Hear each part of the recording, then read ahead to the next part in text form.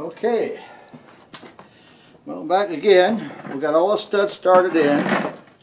They're about 3/8 of an inch from touching being seated in the back of the assembly here. So now I've loosened up everything here where I'm going to start working. Just barely put the nut on, just barely put it on. And again, you want to protect your stud now. You don't want to roll your threads over. All depends what size gun you're using. Don't try to use a 1/2 inch gun. Whoops. That wasn't cool. Too far off. Don't use a 1/2 inch gun. You'll ruin the gun. So now, coat your washer on both sides. Coat the spacer nut.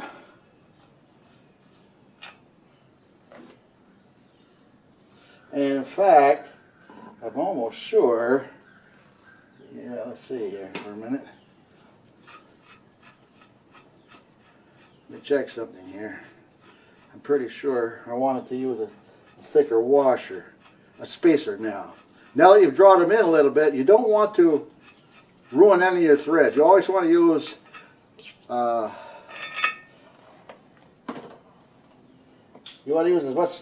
the least amount of threads that you have to. Okay, so now I'm going to just put this on. So I'll make sure that when I put it on, I almost got a full nut. So now I got to make sure I got some thread compound lubrication on the nut on both sides. My spacer nut, which is a little bit thicker than the first one. Now I'm going to tighten it down by hand, but I found out that the reason that I have that flat on there, hold it up, put your nut in, your assembly nut, put your nut in until it draws tight to your hand, okay? And that makes sure that this washer isn't on the radius. Then it can turn around all at once. But if it's down on the radius before you start tightening, because there's a little slop in the size of the stud, the inside of the washer and the stud itself, and it allows it to right in that radius. So okay, now we start the dubious job of trying to put this all together. Now I'm going to put my earplug back in, and my compressor I just turned off a few moments ago. So if I'm talking a little bit loud, it's because I got my earplug in here. I got to hear myself. And so I'm going to bring it in short burps. That way the gun isn't overworked. The gun's got the most torque for a few moments, and it'll do the job. It's going to take you a while. Just don't get impatient. Again, don't do this with a 1/2 inch gun. Okay, here we go.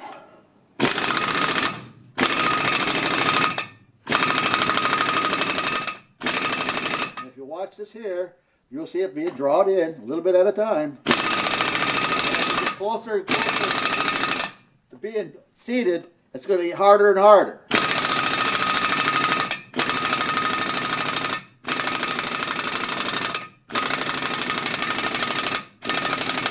And that lubrication on all parts, rubbing together, is making it easy to work with. That way you're not ruining the stud, you're not ruining the nuts or nothing like that. And you can see that I got a full nut right here just about. And I'm using a flange nut, not one of those curved nuts. I'm not using one of these. I'm using one of these. It's got a flange on it, more surface area for pulling in.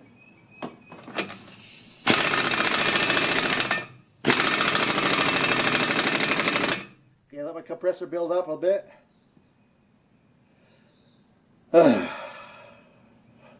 So right now I'm still about 5/16, I guess, about from hitting down.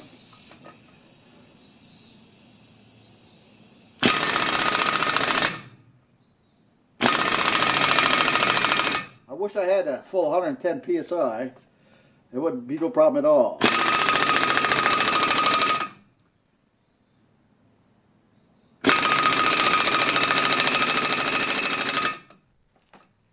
And it's just about a quarter.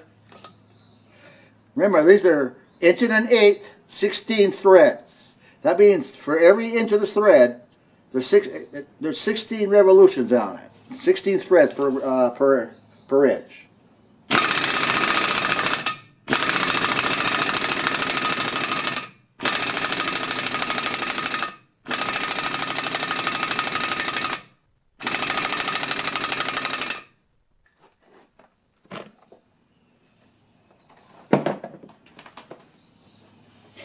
Let my compressor build up again for a moment.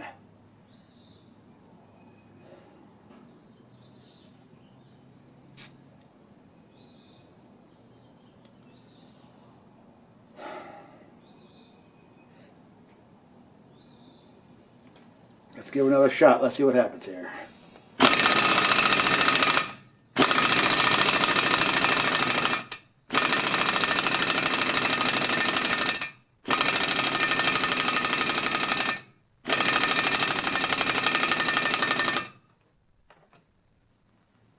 Just about an 1/8 inch, 3/16. So now what I'm going to do is, you're right down to where there's the maximum pressure to try and draw this tight and loosen it up. And because I want all the lubrication, now you probably wore some of the lubrication off. I'm going to re-lube it. I want to make sure that this baby isn't doing no damage. It only takes you a moment. It's a mess. That's why you wear gloves and all clothes. But they use a good lube, like the one I'm using here. Don't try to use grease. Grease won't hold up. This stuff won't break down. Okay, again, turn your nut with a flat on it downward towards that radius. Bring the nut in by hand until it seats. You can't turn it no more. Now this time, you ought to be sending it home within a moment or so. So let's give it a shot and see what happens.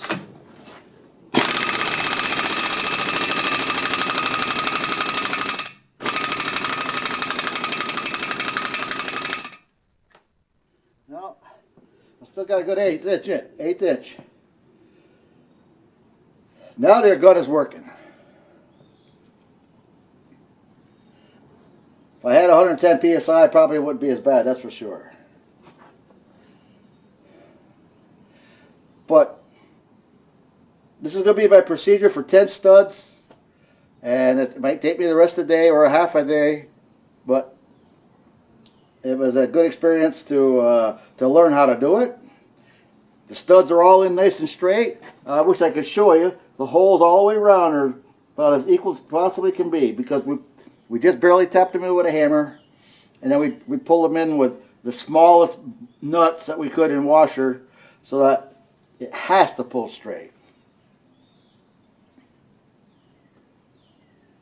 Let's see what we got over here yet.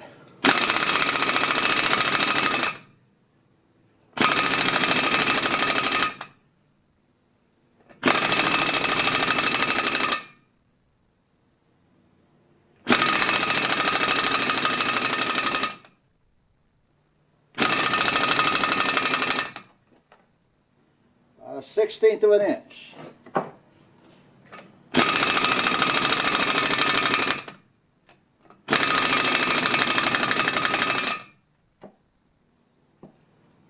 And don't think for a moment that you only got to get it, you can get it within a 30-second if you can't get it anymore, and that's going to pull in tighter as you tighten up when you assemble your wheel on there. Don't do that. Don't even think like that. You want these studs in perfectly flat where they're supposed to go, as tight as they can be, and then nothing is going to go wrong. You won't have nothing loosening up down the road or anything like that. Now just think that if one of these studs should happen to loosen up, say maybe 15, 20 thousandths, that's here. It's making that wheel wobble like this here up at the top.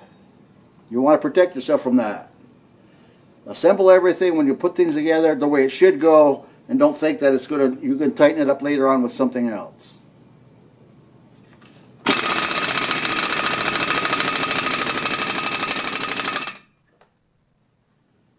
About a 30-second.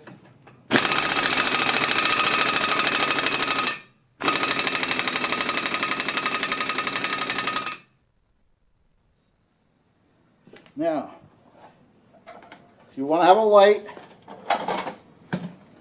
that you can see.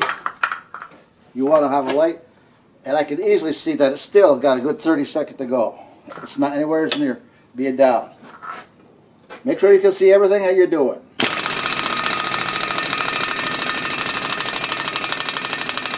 And you don't want the gun to keep wrapping and not moving and stretch your studs. As long as this is turning and this is turning, it's still tightening.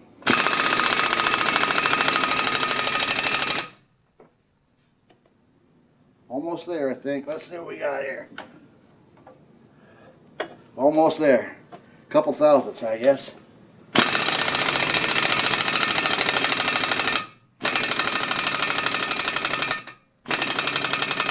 I think that's about it. Let's see here.